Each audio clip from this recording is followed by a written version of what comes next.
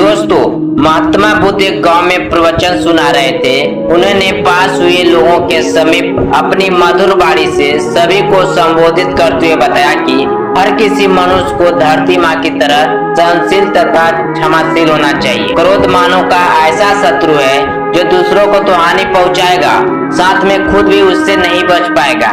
इसीलिए क्रोध ईर्ष्या मानव की सबसे बड़े शत्रु है। सभा में सभी लोग शांति से उनकी बातों को ध्यानपूर्वक सुन रहे थे। तभी वहां से उस सभा में एक कार्तिक क्रोधी व्यक्ति भी उपस्थित था।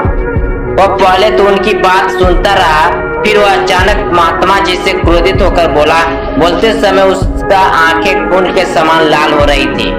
उसने बोला कि तुम ढोंगी हो, यहाँ बैठकर लोगों को बेवकूफ बना रहे हो। यह जो भी तुम कुछ कर रहे हो ना, इसको सचमुच करना बहुत मुश्किल है, समझे। तुम्हारी इन बातों को कोई मतलब नहीं है। ये सब बातें कोई मायने नहीं रखती। असल जिंदगी में कहानी सुनाना बंद करो धूर्त महात्मा। जहाँ से आए हो वहीं चले जाओ।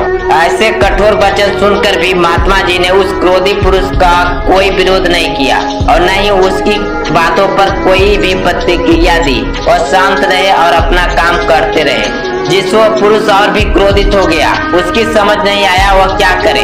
तब उस पुरुष ने महात्मा जी के मुंह पर थूक कर चला गया। अगले दिन जब उस व्यक्ति का क्रोध शांत हुआ और उससे अपनी गलती का पछतावा हुआ, तब वह आत्मग्लानि में जलने लगा और फिर उसने सोचा कि उस महात्मा से मुझे माफी मांगनी चाहिए। वो महात्मा जी की खोज में उसी स्थान पर गया जहां महात्मा जी कल प्रवचन दे रहे थे। लेकिन महात्मा जी वहां कहाँ मिलने वाले थे। वो तो अपने शिष्यों के साथ अन्य किसी गांव की यात्रा पर निकल पड़े।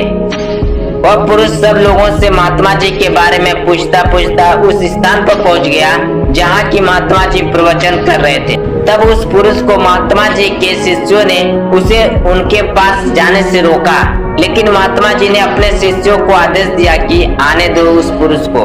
तब वह पुरुष महात्मा जी के चरणों पर गिर गया, उनसे बोला, मुझे क्षमा कीजिए महाराज। उसने महात्मा जी से पूछा, क्या आप भूल गए हो कि मैं वही जिसने कल आपका इतना अपमान किया था। मैं अपने दुष्ट कृत्य की आपसे माफी मांगता हूँ। तब महात्मा जी ने बड़े शालीनता से उस पुरुष से बोले कि कौन सी बात। तब उस पुरुष ने बड़ी हैरानी से महात्मा जी की ओर देखा और महात्मा जी बोले कि मैं तो बीती बातें वही छोड़ाया, क्योंकि बीता हुआ कल कभी वापस लौट कर नहीं आता।